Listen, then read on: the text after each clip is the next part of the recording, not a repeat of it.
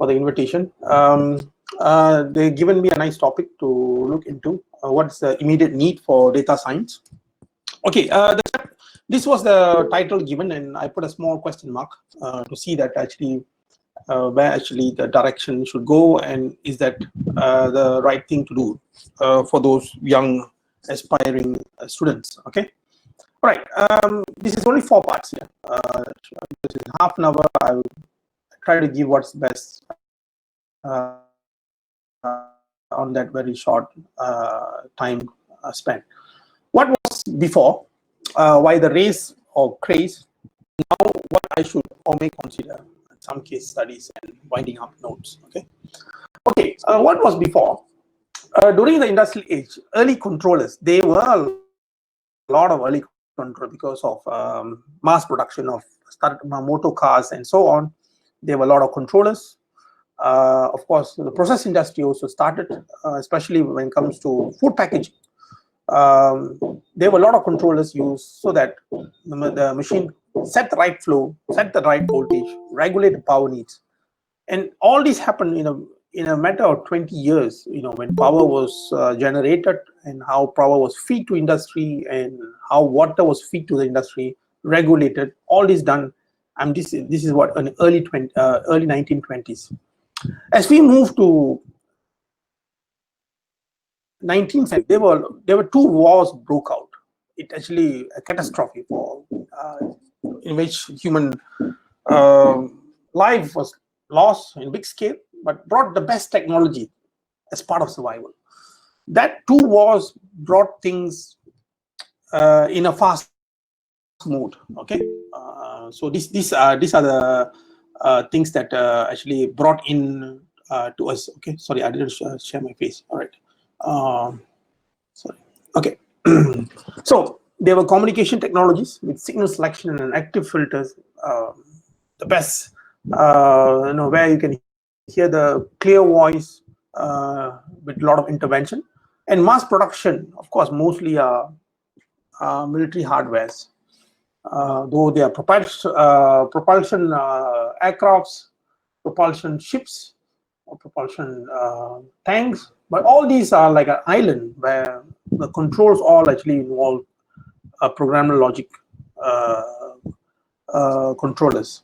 And to surprise of many people, this still exists. 90% of industry you see now, whether it's a ship, whether it's a power station, whether nuclear power station or whatnot, they still use PLC logic. And some of the programs you never heard about, like ladder diagrams.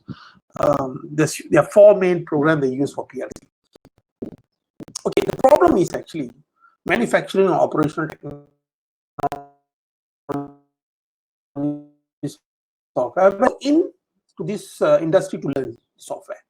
That was the issue. Okay, manufacturing or operational technology software not only close, heavy price and close link with hardware. That means if Siemens produce this hardware, it actually link with Siemens software.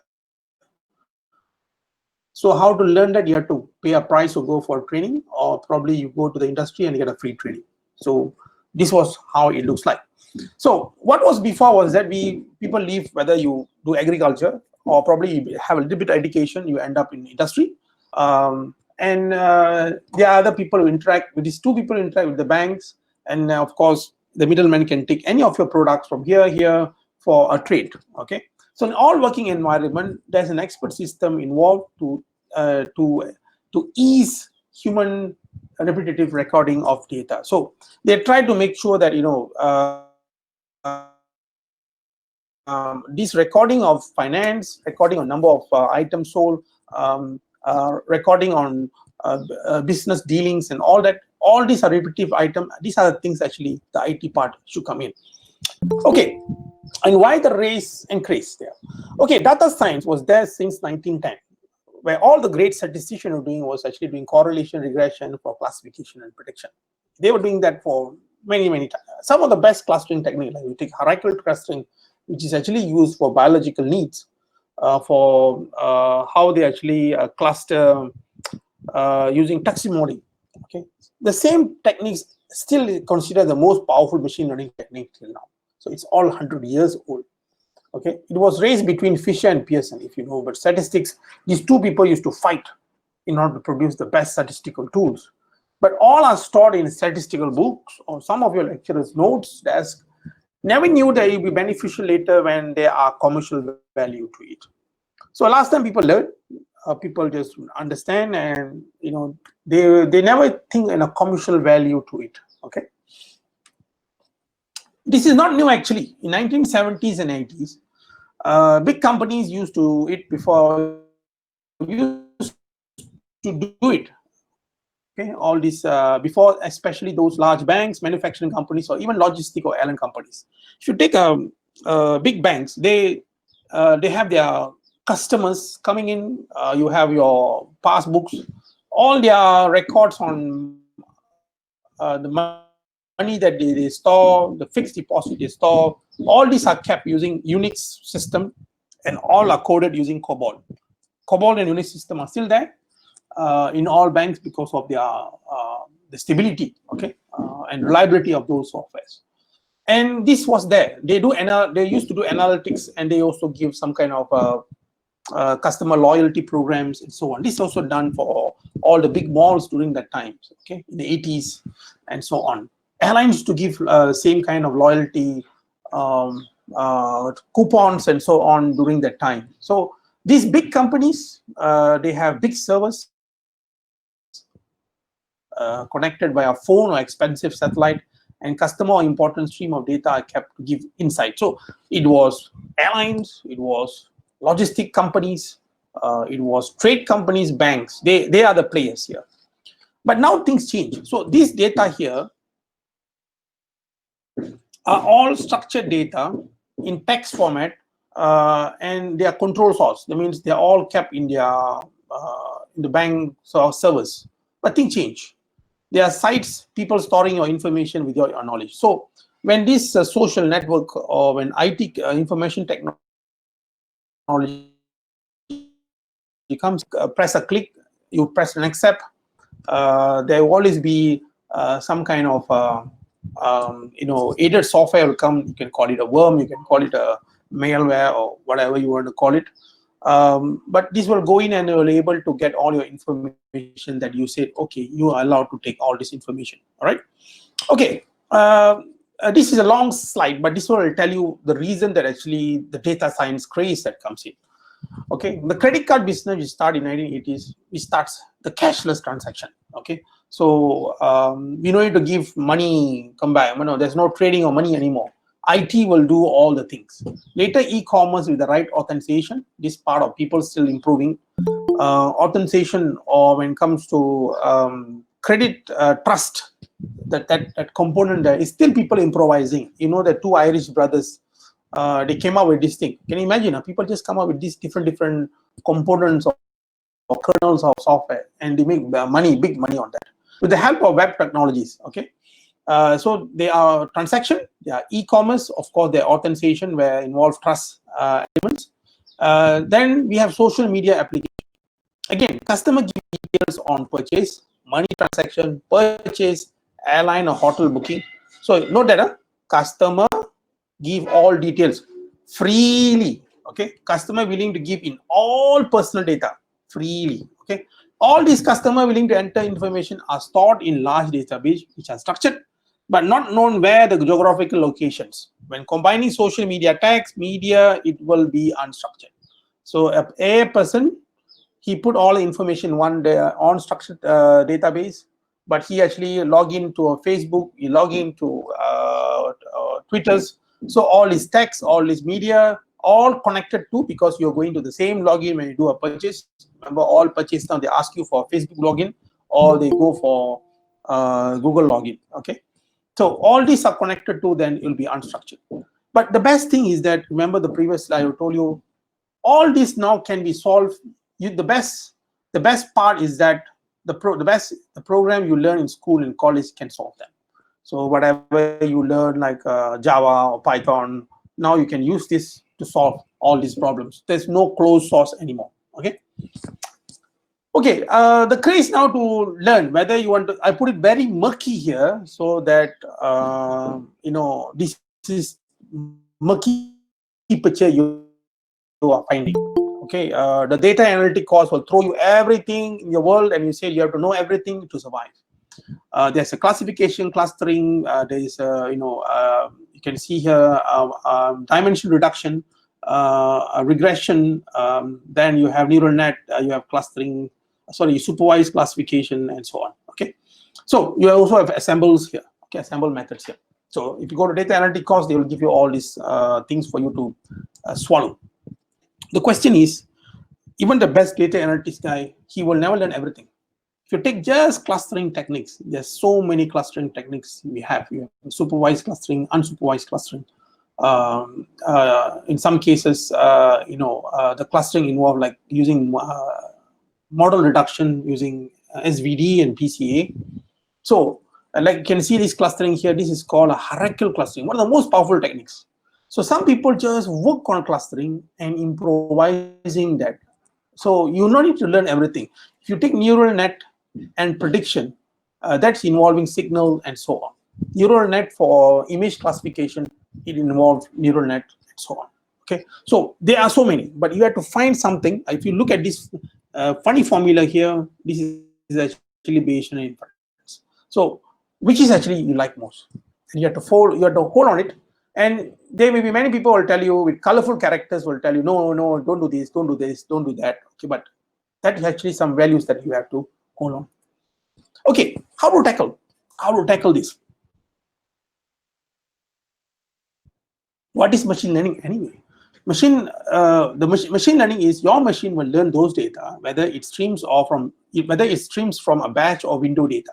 Okay, so whether your machine is so robust, it learn in real time, or probably you store data in windows of data or maybe batch of data, but you need to make your machine learn using a set of code. So the machine will learn, but the part that actually for it to learn, you need to give a batch of code.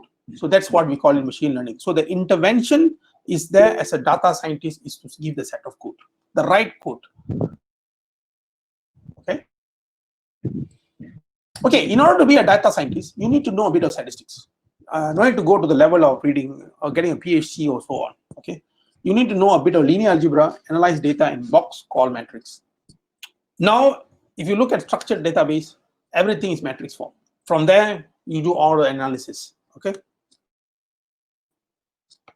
Okay, what should I consider?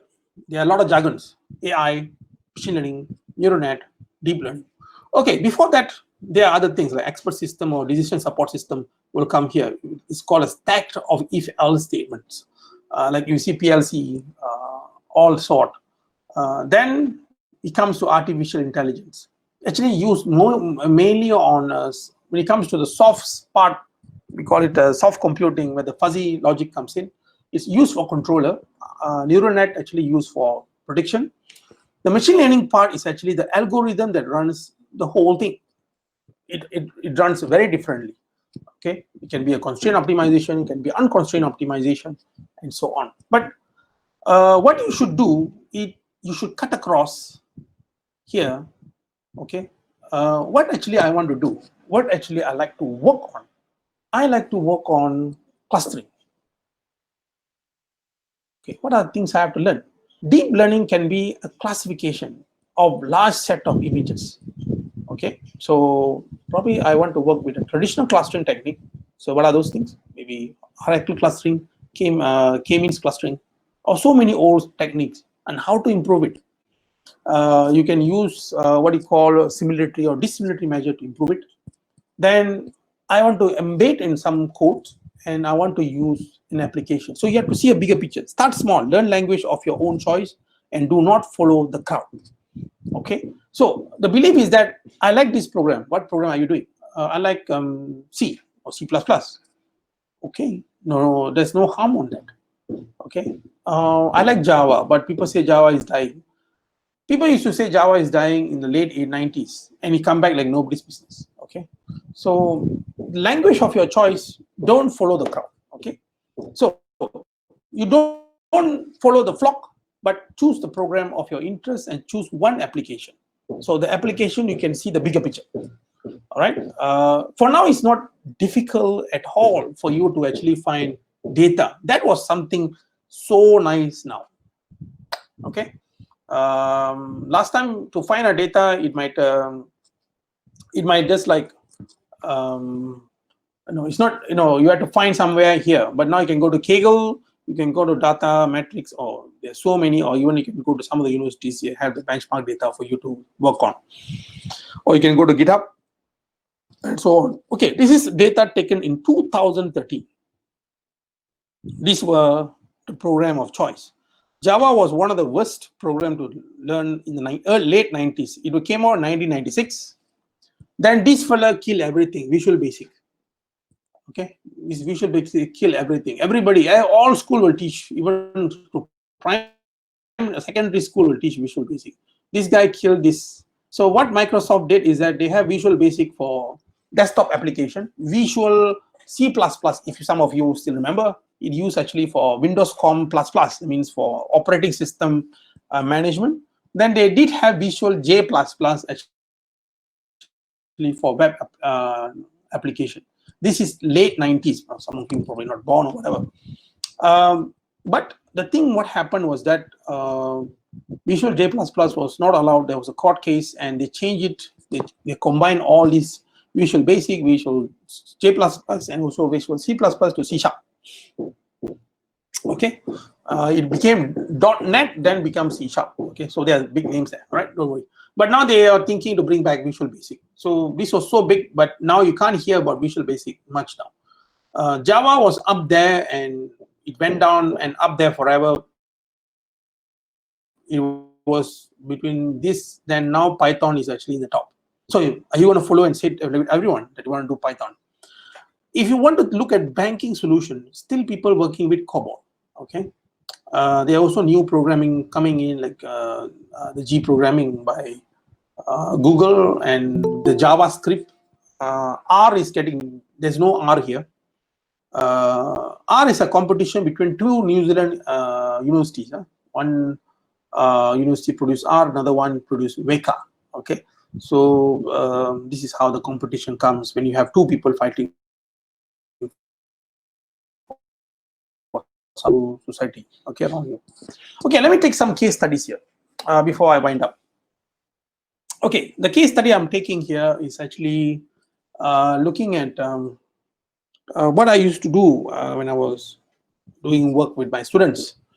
So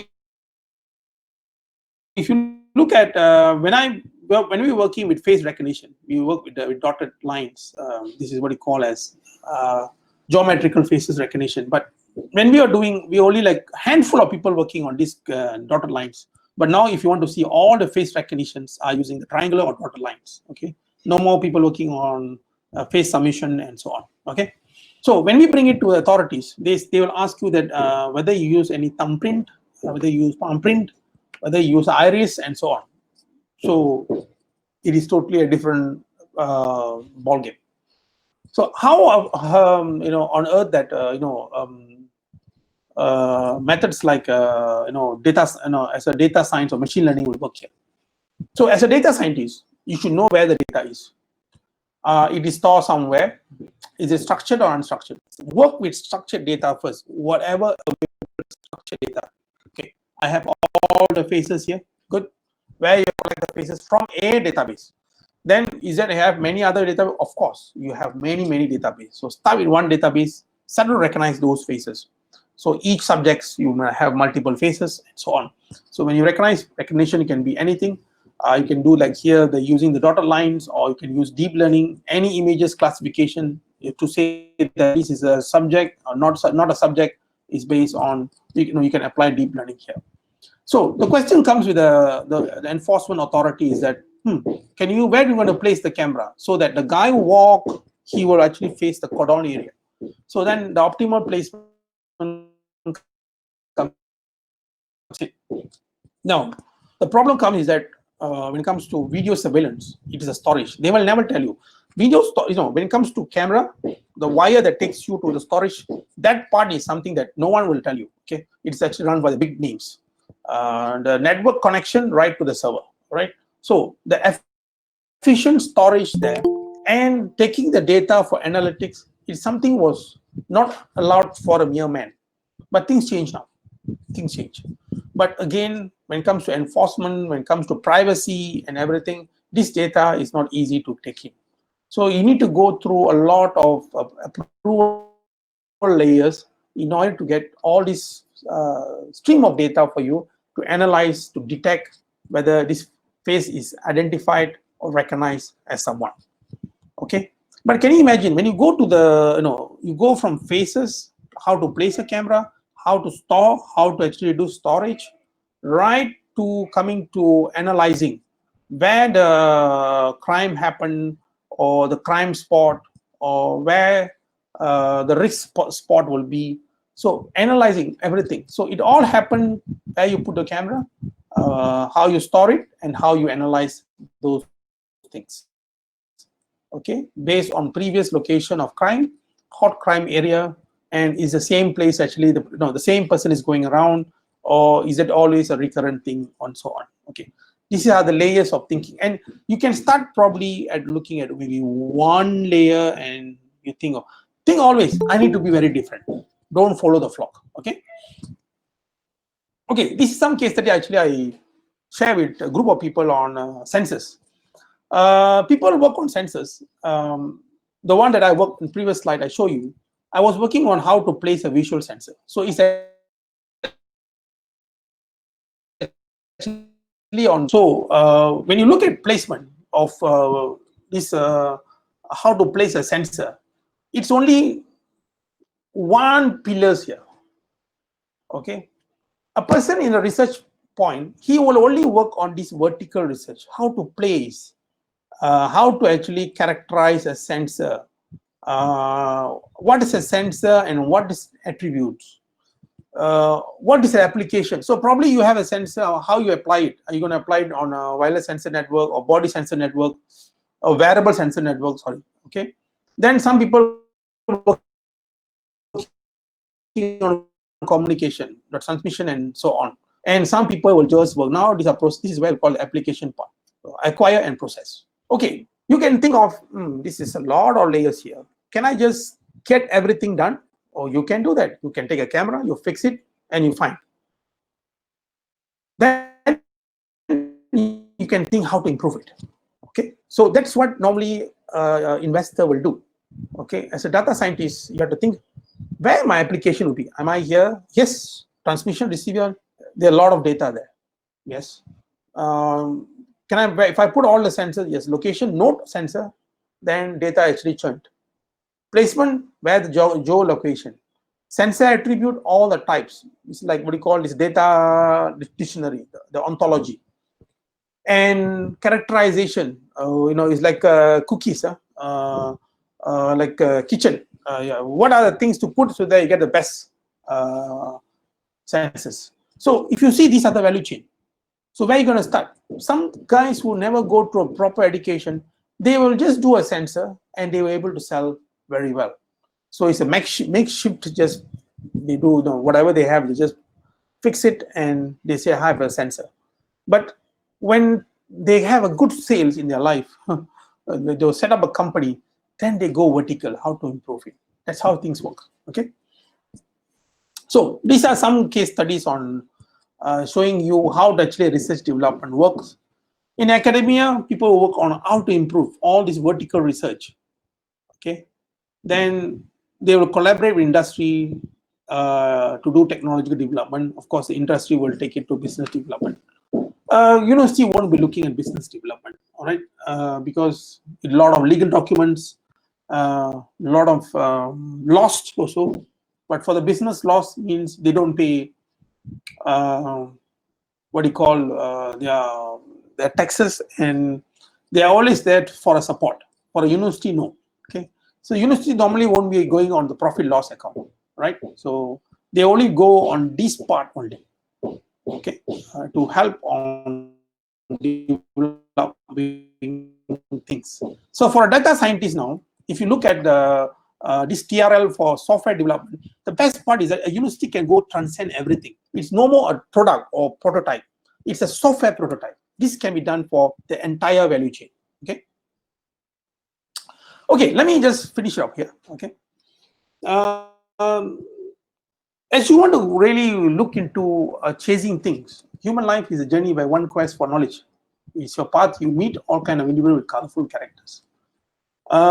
It is your aim to be useful or beneficial to one or two person, whom it could be your parents, neighbors, friends, someone you never met, or someone not in line with you. Beneficial terms can be being a teacher or guide or support which needed, or just provide knowledge freely, or just providing a smile if you are being cared to. Okay, this will create enlightenment to oneself. Okay, so the whole idea is whatever you do, you want to be a data scientist, don't follow the crowd. Nice to listen to people. Okay, and but you will listen to a lot of colorful characters. Hey, you have to learn R. You want to be a data scientist. Yeah, R is a good coding to do. But if you know Java and OpenFX, you also can do something really nice. Okay, there are people still working in using Fortran, and they also still can come up with nice coding and so on. If you're so good in one code, you can actually just can code in anything within a month. All right, so do not think success are measured by earthly measures or ticket to earthly heaven. Right, so think something that you feel that I'm going to do this, I'm going to hold on this. I used to go travel some countries where funding is not easy like what do you think. Countries like in Brazil, countries like in Ethiopia, countries like in Ethiopia. Now I just stopped by, but never been there. But there are two students of mine from Ethiopia, and also there are also kids from Vietnam, and also there are kids from Angola. These people they just use Linux. They code using C and Java because it's all open source. The reason, and most of them actually they become very successful in life because these are the codes that's always been used. Okay, open source is something that cannot be commercialized, but at least you know what actually you can see is that the other end, how actually the plots look like and how the fields look like. As a data scientist, you should know a good statistics and good maths, especially matrix computation. Okay, matrix computing. And with all this knowledge, choose an application, choose a program, and you try to solve for this. Okay, right. Thanks very much, everyone. I hope that you guys are able to get something from here. Okay, Hirosh, it's up to you.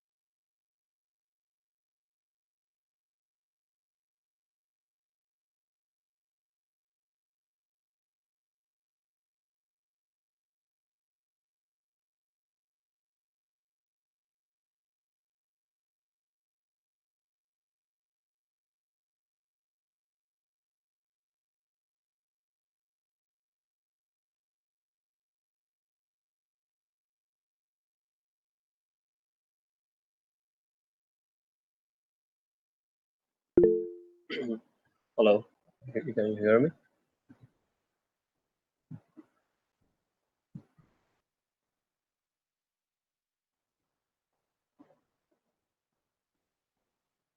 Hello.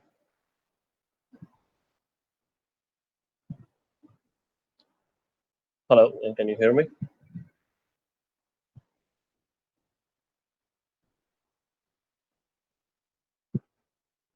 Yes, can you hear me now? Okay. First of all, I'm thankful to Ulam Mustafa Abro and Uruj Shaukat for inviting me for the event of IEEE Day, and working as a senior research scientist and associate professor at the School of System Sciences, Beijing Normal University, Zhuhai, China. Today, the topic of my speech is regarding the recent trends of bio-inspired algorithms for unmanned aerial vehicles. Here's a short profile video.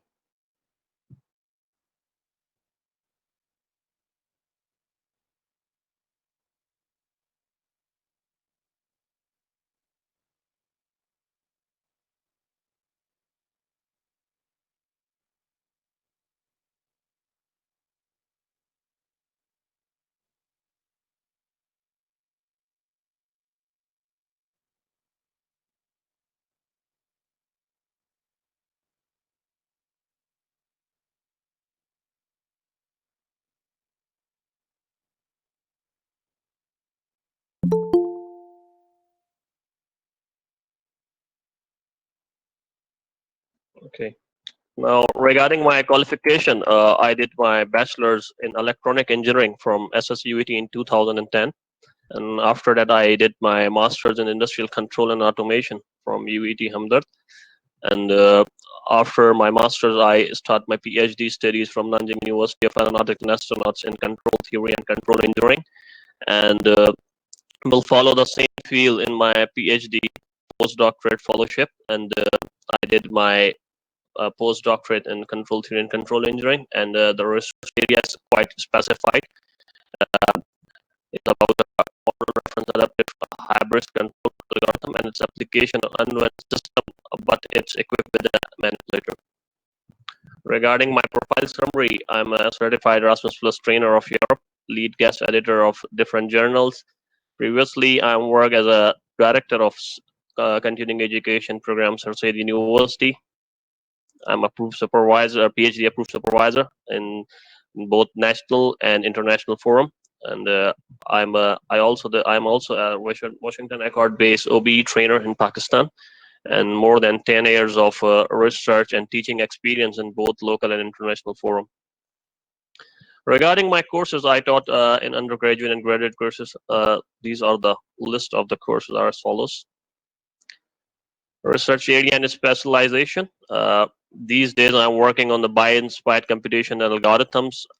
Next is industrial control automation, control theory and control engineering, robotics, autonomous unmanned systems like aerial, underwater, or WMR wheel mobile robot, and programmable logic controllers. This is my employment history. I start my academia career in 2010 from SSUET, and right now working as a senior research scientist associate professor at a School of System Sciences, Beijing Normal University, as I told you previously. Now, regarding my research publications, more than 70 international journals, conference, and a book chapter I have already written, and which was already online. You can search it on Google. Now, today's topic of my speech is cooperative path planning of multiple UAVs by using maximum minimum and colony optimization along with the Cauchy mutant operator. Actually, the topic is in the area of biological computation and optimization, like as shown in the figure on your screen. If we see the ant colony optimization, and you see from the left side there's a nest, and the ants are searching for the food to travel from nest to the food site, the area B, from area A to area B, and by using different routes. And in the end of that, when the ants forage their foods and search their foods, they in the end they will find a very shortest path to meet to grab the food and to feed back or to go back into society. So that's the main whole concept of this path planning. Right now I'm going to define you.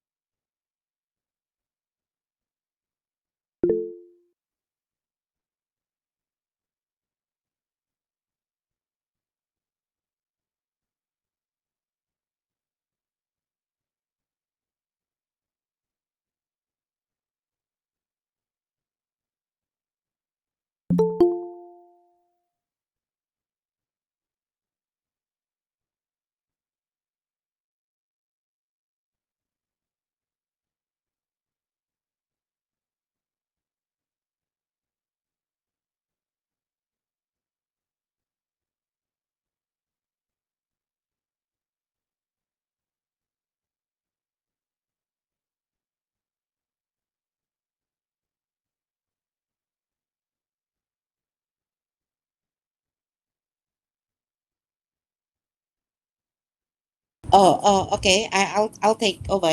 All right. All right. Let me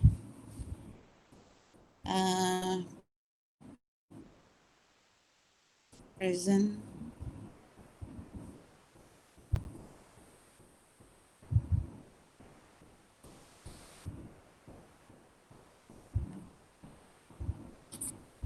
Can you see my screen?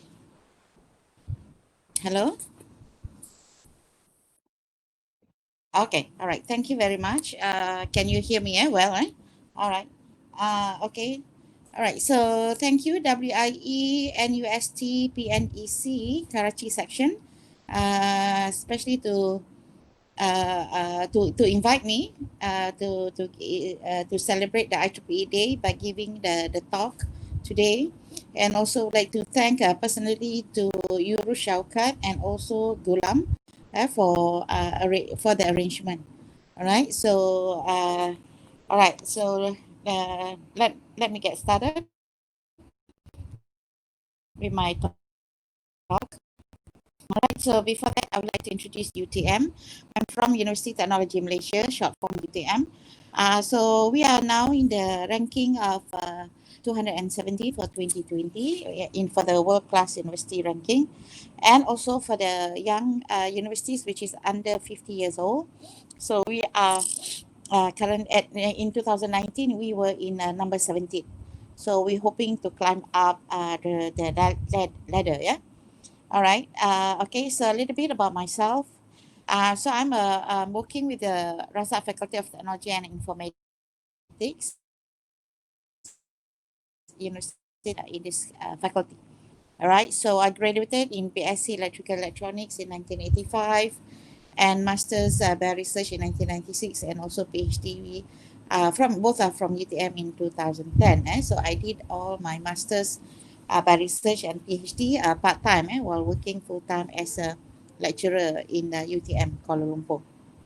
So these are the pictures of my children. This is last year when we went there, and then this is this year when we have the pandemic COVID-19, so we cannot go there, so we just have the celebration virtually online, right? So long distance celebration. So I'm actually a grandma of two children, so age 3 and 5 months now. This is old, so now it's about 8 months.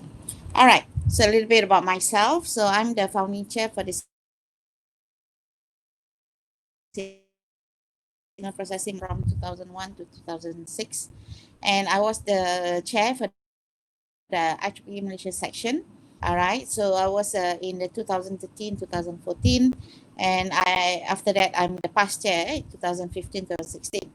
So at the same time I was in the region 10 ESCOM, so as the individual services coordinator 2015 2016, and MGA GOS Technical Society. This is the member graphical, the Technical Society. Currently, this for the Educational Adversary Board Committee, I'm in the Certificate Program Committee, 2019-2020, and also I'm the Senior Member Panel Reviewer. This is the Global 2019 to 2020. I'm also the because I have been giving as the references for the Malaysian members who apply the senior member. So then the IEEE HQ appointed me as the senior member panel reviewer. So normally we 3 times to 4 times a year. All right, and next is I'm also the HAC Event Evaluation Panel for 2020, and also for the site group petition evaluation panel 2020. And I believe everyone already voted. So I'm the R10 Director Elect Candidate for 2021 and 2022, together with Lance Fong, Supervadi Arambit, and Sheila Sana. So hopefully, I'm hoping everyone already voted, especially members from Pakistan.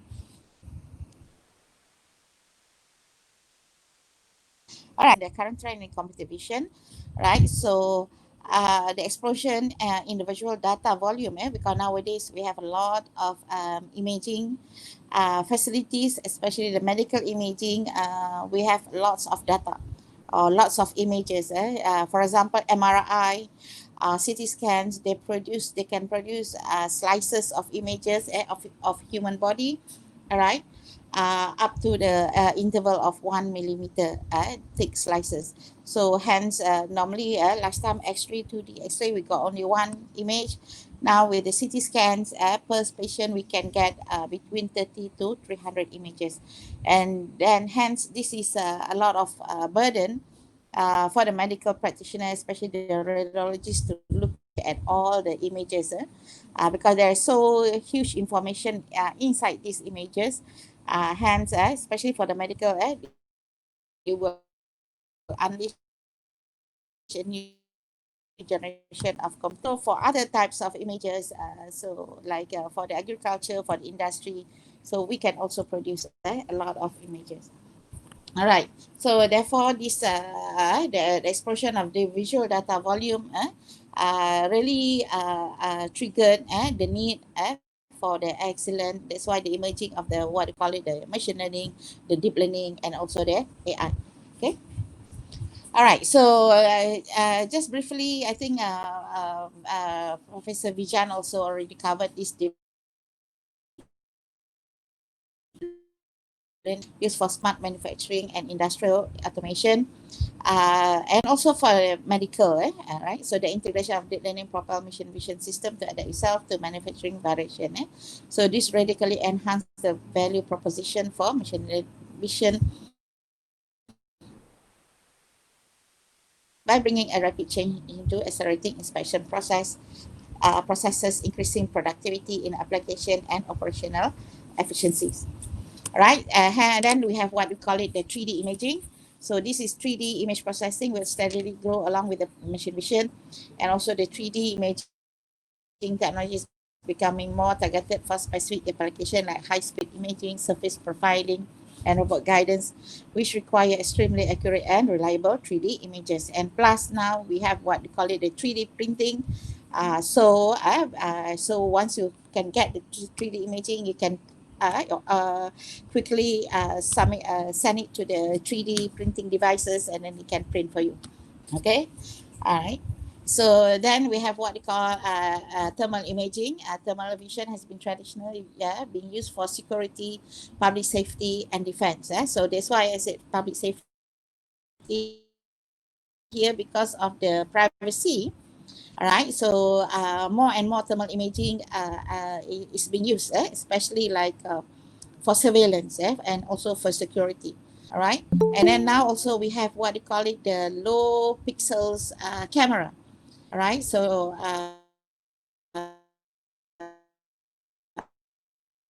camera, even our iPhone or our mobile phone, we have what 12 megapixels, 18 megapixels, and so on. But now, for the privacy or the public safety, all right. So now they are go back to revert back to the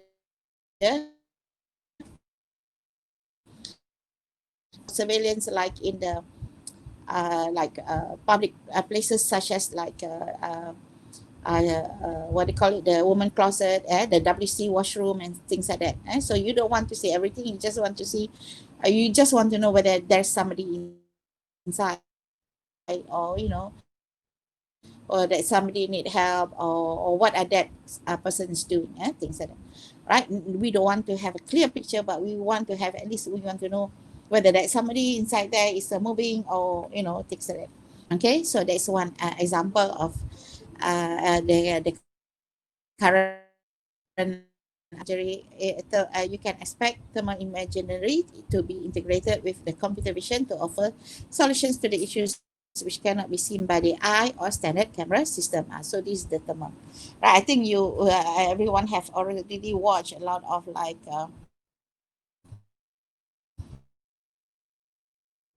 James Bond movie. They have all this kind of thermal imaging system. All right. Next, what we have is the embedded vision. All right. So embedded vision integrates image capture and processing capabilities to a single device. This computer vision technology has found its way into many industrial applications, which include sorting system that deem inspection services. Right. So besides, manufacturers have even integrated embedded vision into autonomous drones, smartphone, and self-driving automobiles. These are quite new. I also just know about it when I prepared this slide. So which is called the liquid lenses. So these with an increase of camera resolution, improvement in pixel resolution, component lens supplier are on the mission to supply enhanced lenses used for industrial application, especially into the heavy traditional optical lenses, which made from glass. Liquid lenses are single optical element but are composed of an optical liquid material that can change its shape. The focal length of a glass lens is dependent on the material it is made from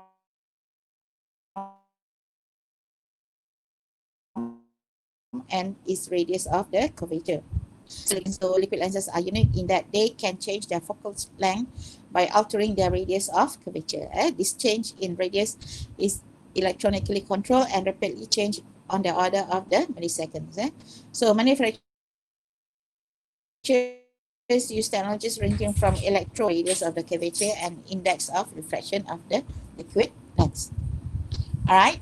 So I think Professor Vijanth also already covered this one. So I just briefly. So now with the age of for you to understand the difference between our three. All right. So what is artificial intelligence? It's a technique that enables computer to mimic human behavior, and the machine learning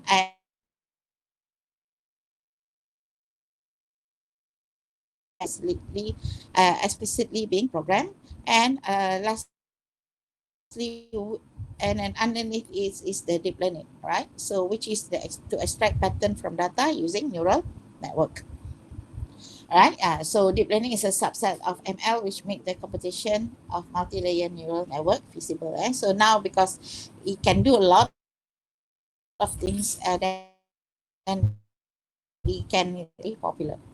All right. Other types of networks, we have what we call it the generative adversarial network, or GANs. Right. So GAN is an approach to generative modeling using deep learning methods such as CNN. And the purpose of GANs is actually, initial purpose is to discriminate real images from fake images.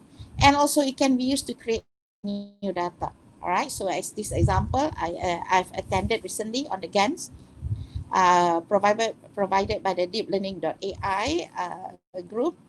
All right. So meaning that you can have a few unable real images. These are real images. All right. Then you can create a synthetic, and then you can combine it with these real images to create new one.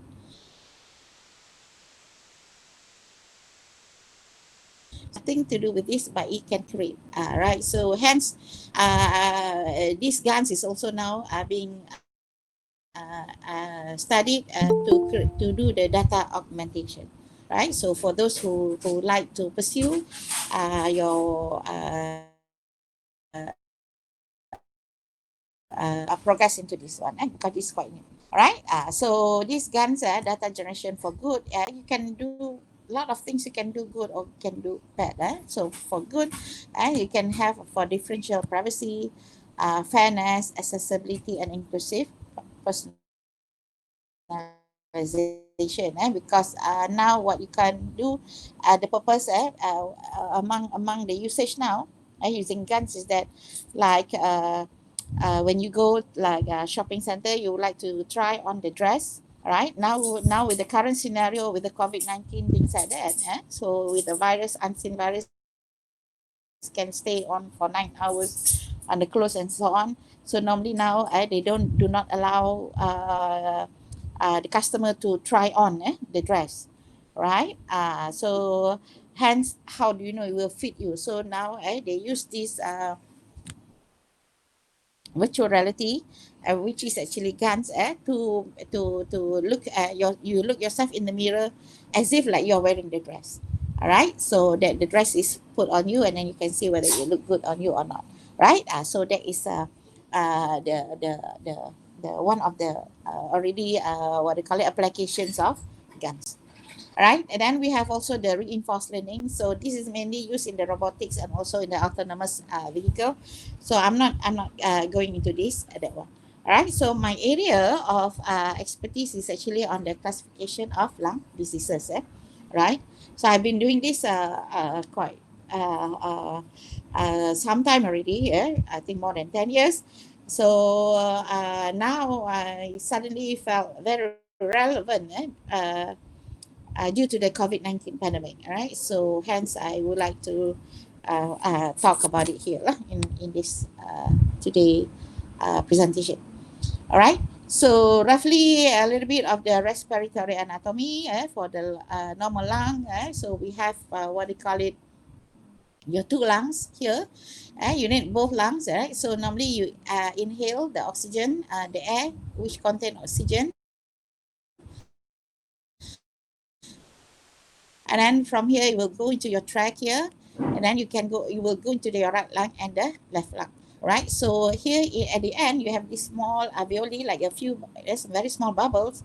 All right, and then it has a membrane around it. All right, so what happening here is actually the transformation from the oxygen gas, the one that you inhale, it will be converted into the oxygen liquid, so that will go into your bloodstream. Right, and likewise from the carbon dioxide liquid from your bloodstream will be converted into gas through when the exhale process happen. Right, so all this repeated, so meaning that these are the part where you will get the oxygen, which is a requirement for your cells, the rest of the body cells, for them to sustain, beside like all the nutrients from the blood.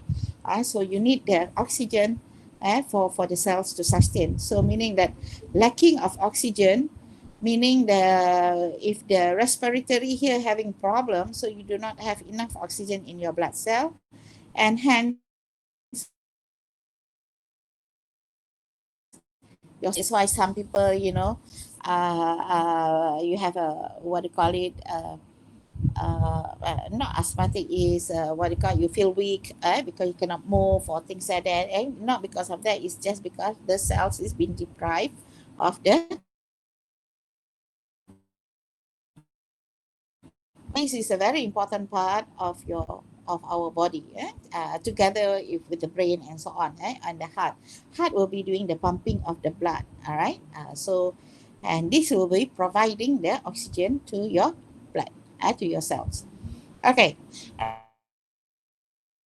Right, so there are many types of lung disease, and then first of all is the airway disease, and then we have the lung tissue disease, and then we have the lung circulation disease. Right, so the airway disease is affect the tubes that carry oxygen and other gases into and out of lungs. They usually cause a narrowing or blockage of the airways. Airway disease include asthma, COPD. COPD is due to smoking, and bronchitis. People with airway disease often say that they feel as if they are trying to breathe out through a straw, right? And then we have the lung tissue disease. So this disease affect the structure of the lung tissue. Scarring or inflammation of the tissue makes the lung unable to expand fully. Because this is because you can have the membrane surrounding the alveoli become hardened. All right, and then it's hardened, sometimes it can break the alveoli. All right, so that one is, they call it the lung tissue disease. All right, so this make it hard for the lungs to take in oxygen and release carbon dioxide because of the membrane already hardening. People, when the membrane surrounding the alveoli is hardening, you can see in your X-ray there is the scarring and the inflammation. So people with this type of lung disease often say that they feel as if they are wearing a too tight sweater or vest. So, for example, pulmonary fibrosis or sarcoidosis, or even the tuberculosis. And then we have, lastly, is the lung circulation disease. This disease affect the blood vessels in the lungs. They are caused by clotting, scarring, and inflammation of the blood vessels. They affect the ability of the lungs to take oxygen and release carbon dioxide. And people with this condition often feel very short of breath when they exert themselves. So many of the lung disease will be a combination of these three. Okay. So here I'm explaining about the pulmonary tuberculosis. This is caused by the TB bacteria called Mycobacterium tuberculosis, right? So this it will attack the lung via the respiratory system. It's called that's why the pulmonary tuberculosis. The infection is normally concentrated in one area, either the upper, middle, or lower part of the lung. It doesn't move. So this, unless it's advanced stages. So the spread is normally from inwards near the windpipe or trachea towards the outer part of the lung. Okay. So next is we have the lung cancer. So we have the two types of lung cancer. One is non-small cell carcinoma, and the other one small cell carcinoma, right? So cancer cells, is the normal cells suddenly wake up and behave abnormally, right? So normally it's happen near the trachea, right? Near this area here, the bronchi area. So that's why the gold standard to determine lung cancer is the lung biopsy. But then many radiologists or many surgeons really reluctant to do the lung biopsy because the location of the lung cancer is near to this area, and you know what is in this area is your heart and also the main arteries. So a lot of times has been cases where the patient died because to do lung biopsy they have to insert the needle to get the sample of the tissue, right? So they managed to get the sample of the tissue, but also sometimes they damage the main arteries. So because it's very nearby. Right. So hence normally they just use the differential diagnosis, meaning I will explain to you later. All right, this is what happened in Malaysia So normally the differential diagnosis, and normally this lung cancer will be what do you call it, known or diagnosed at the later stage, not the early stage. All right, next we have this lobar pneumonia. So lobar pneumonia is defined when one section or lobe of the lung is affected, whilst in bronchial pneumonia, right? So patches throughout both lungs are affected, right? So this normally we call due to virus or bacteria. So it can because of the material allergic and so on. It can be anything, right? Right, so the symptoms and treatments, and now we have COVID-19, but COVID is also similar to pneumonia because it's a virus. So you inhale, all right, and inhale, and it will it will not affect your lung. Later part will affect the lung. So here the symptom and treatment. So now I have here all these three. So pneumonia, tuberculosis, and lung cancer. So pneumonia, coughing and fever, pulmonary tuberculosis also coughing, fever, and also loss of weight, loss of appetite. Lung cancer also coughing, fever, loss of weight, and loss of appetite. All right. So the COVID-19, the current one, also we have fever, then we have the dry cough and loss of sense of smells. And then the additional information here, very rapid to spread to respiratory organ if not treated early. And then for this one, pulmonary tuberculosis, you have the sputum smear test, and normally and then also the Mantoux test and also the chest X-ray. Right. So the lung cancer, also we have the sputum smear test should be negative. Pulmonary will be positive, or sometimes also negative, right? And then we have the chest X-ray and also the lung tissue biopsy. Right. So treatment for the COVID-19, we have still no vaccine yet. And then, however, and it is require isolation due to the contagious nature, so it can spread easily. Anti-pneumonia is just what you could do with antibiotic and rest. So normally should be covered in, the patient should be recovered within the 2 weeks. And then the next is the pulmonary tuberculosis. So normally we give them the anti-TB drugs for 6 months. All right, and then so the consultation is every 2 months, and we should see the difference in X-ray after 2 months of treatment. However, the scars and cavities still remain. Next is the lung cancer. Normally the treatment, it will be the radiotherapy, chemotherapy, or lastly will be the lung transplant. All right.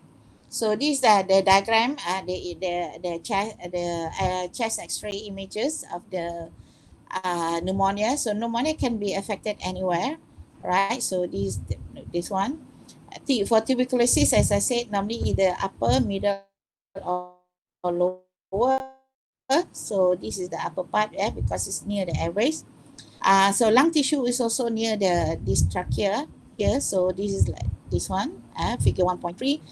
Figure 1.4 is a normal. You can see the difference. And then figure 1.5 is the example of the COVID-19 lungs. So it's spread. Right, so it looks like similar to the TB, but this is spreading. So TB is here, is the upper part. It's like a snowflake. Okay. So why we choose chest X-ray? Of course, depending on the hospital. So chest X-ray have been proven to be an important tool in aiding medical doctors in diagnosis lung disease, and Generative et al. In 2001. All right. So further, for economic consideration, it's much cheaper compared to other modality. And also the machine is still being used even until now. All right. And because like in Malaysia, chest X-ray, you can pay about 13 Malaysian ringgit, which is much less than about like USD $8 USD to get one X-ray, and you can get it there and then.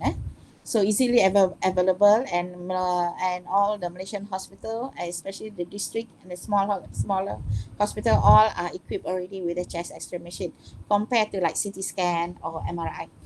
Okay, so hence of course like in China, this pandemic, the study in US majority because they use CT scan, right? Because they already have majority of the hospital has CT scan machine, so they have the CT scan. So in China they have both CT scan and X-ray. I'm not sure about Pakistan and India. Maybe someone can inform me.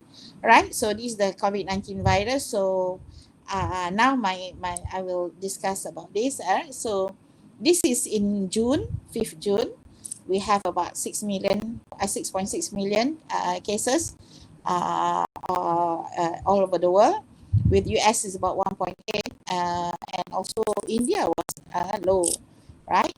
Then next coming to July, all right, so we have about 2.7 double.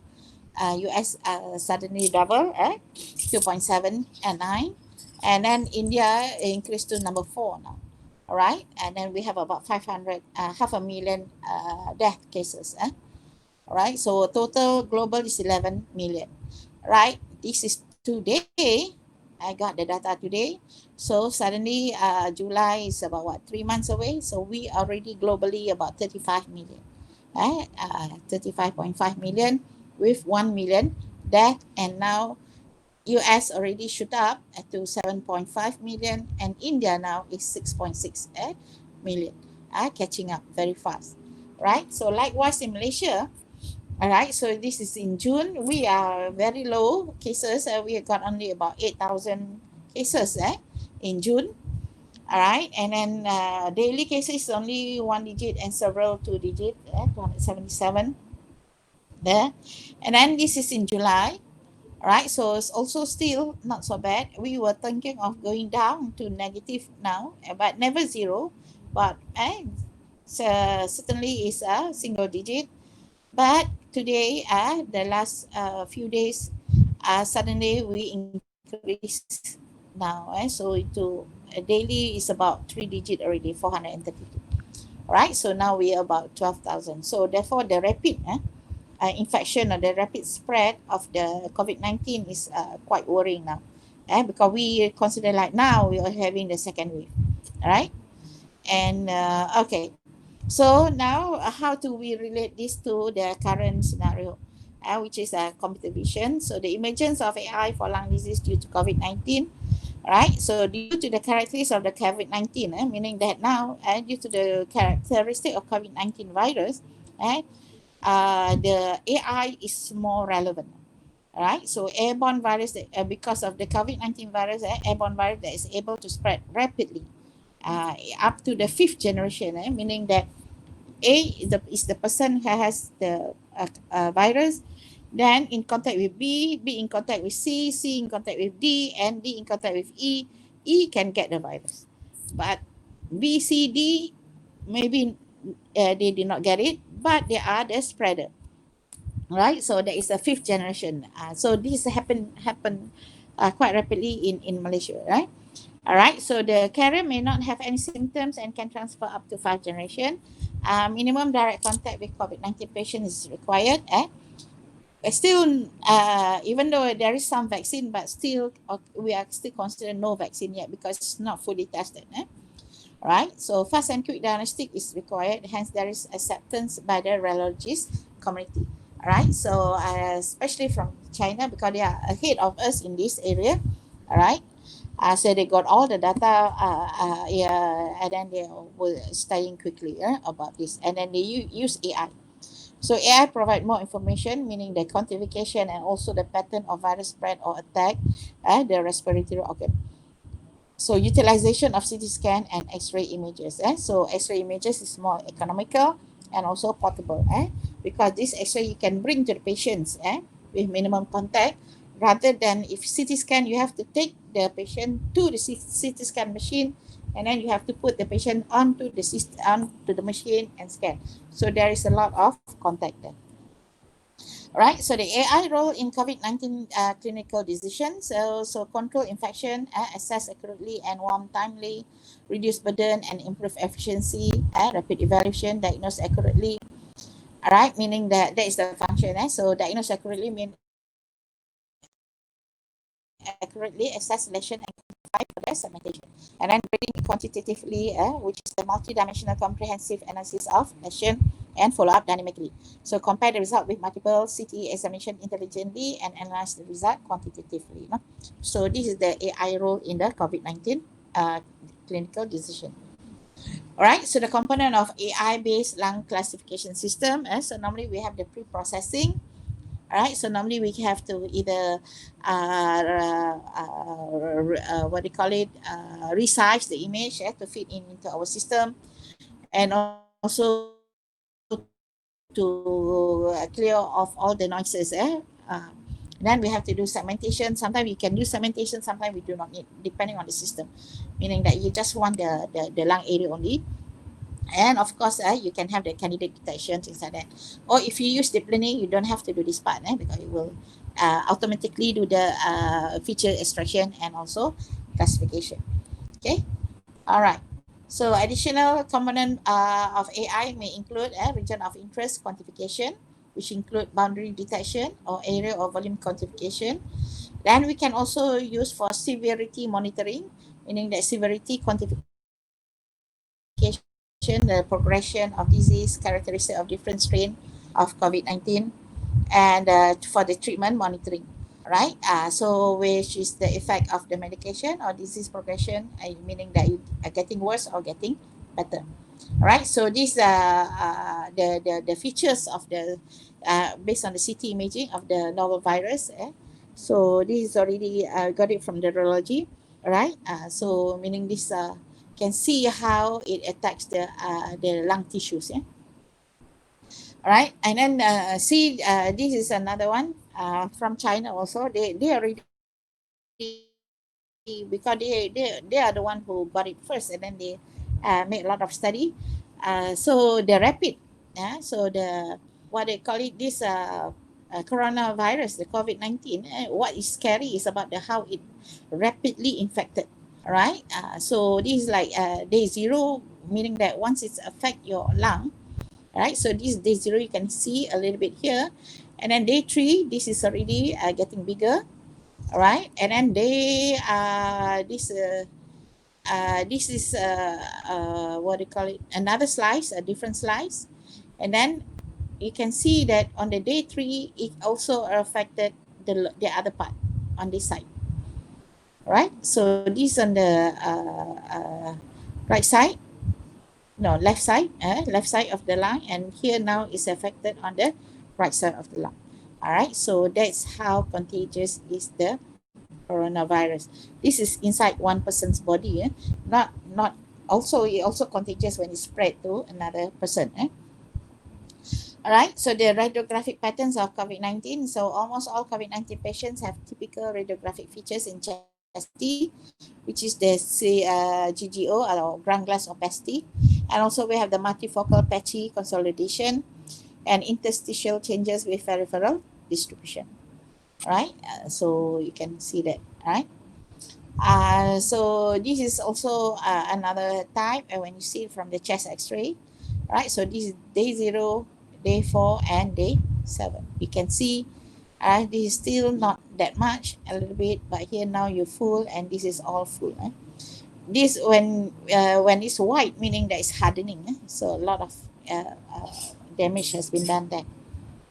All right, so next is the AI-based segmentation of COVID-19. So now almost of the study, majority use this for the segmentation, use the UNET, 67%, and UNET++, 22%, and the VBNet. All right, so you can segment the lung and the lung lobe and also the lesion. So this similarity of COVID-19 with the community-acquired pneumonia, you can see, right? So this COVID-19, then this pneumonia below. So actually it's similar, right? All right, it's just that the pneumonia is normally 2 weeks, you should be go away, and it's lessened. But COVID-19 is getting worse and worse. All right, okay, and then so that for the imaging modality, majority use CT. Then we can also no harm if you're, we call like in Malaysia, we are using X-ray, right? So we do have some cities, right? Okay, and then but here is depending on the country, right? So the method, majority use deep learning now, so 86%, and some 14% use the machine learning. All right, so the task, so 50% do for COVID-19 and COVID-19, then 43% for COVID-19 and other pneumonia, and then 7% do the severity assessment. So accuracy, so 57% already have very high accuracy of 90% plus, and the others is between 80 to 90. All right, so briefly I would like to say something about our work now, which is the cloud-based lung COVID, non-COVID classification. So what we are doing is a AI what do you call it? We are doing the cloud-based. So first of all, the first stage is the abnormal and normal. So we managed to do this. Then for the abnormal lung, then we cover between COVID and non-COVID. All right, so second stage classification. Maybe later we can do for the non-COVID, we can do another level of classification, which is maybe pneumonia, bacterial pneumonia, and other lung diseases. Right, but for now I'm just concentrating on the first and the second stage classification. Right, so we have three, actually, sorry, not three class.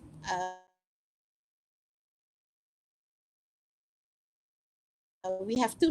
So we have normal cases, about 12,000 images. Abnormal cases, also another 12,000 images. All these chest X-ray. Then we have the COVID cases, 775 images, and the non-COVID cases, just minus this one, so it's about 11,200 images. All right. So the challenges is okay for this stage, the first stage, but the second stage we have lesser images, right? So data imbalance is occurring here, right? So, all right. Okay, so for the classification, normal, abnormal, we use ResNet and DenseNet. We use 3 types of the learning rate of 0.01, 0.001 and 0.0001. All right, so from here we can see that 0.001, this is ResNet. It's quite high already. This is the highest. All right, about 87, about 88 point something, 88.4%. And then DenseNet is also just barely 88. So this is the highest that we got. All right, and then for the COVID and non-COVID, we got very good, almost 100%. Not quite, it's about 99 point something with the ResNet. So which is ResNet 34 and also ResNet 150, right? And also for the DenseNet, we got about this is DenseNet 201 at the 0.001 learning rate.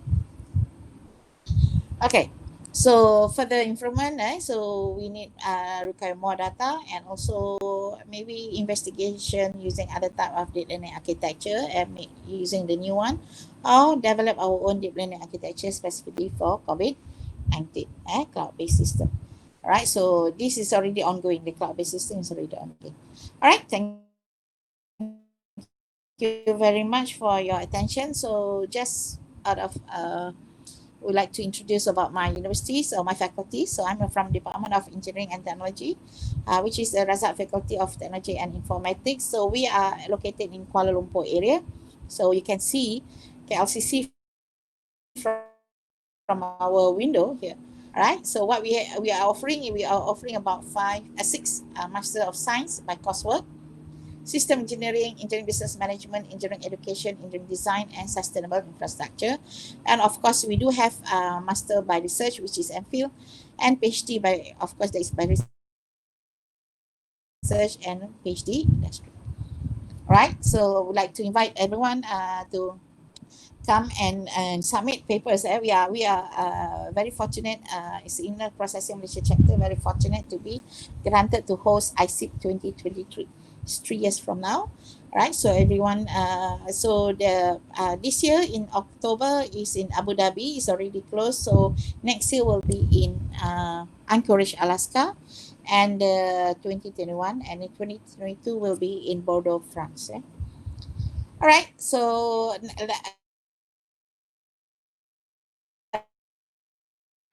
another one, submit papers to our, this is under EMBS Malaysia chapter. I'm also a member for this group. So we are having ABAS 2020, which will be held in March 2021. And the paper submission is still open. So we already we are extending to 15 October, and maybe there will be one more extension, right? And also this is for my faculty. So we have International Conference on Biosignal Analysis, Processing and System 2022. So please do. Right. Thank you very much for your attention. Thank you.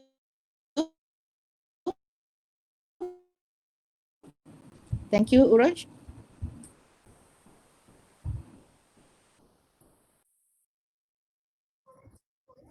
All right.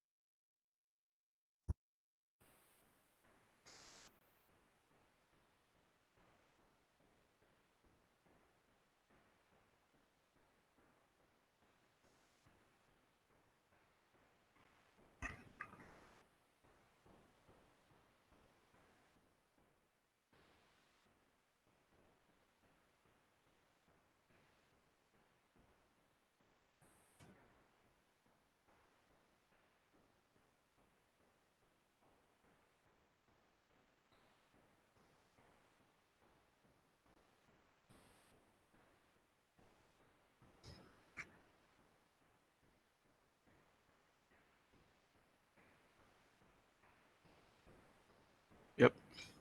Okay. Thank you, Uraj. Okay, you can you hear me? Right. Okay. I'll try to put up the slides now. Okay. Let me see.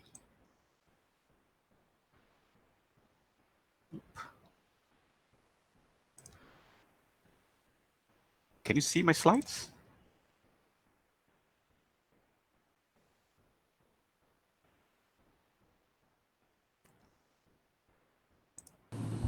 No, not yet.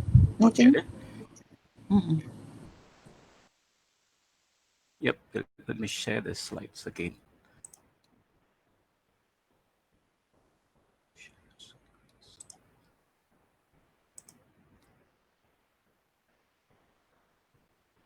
Yep. Stop. I'll try again. Please hold on for a while.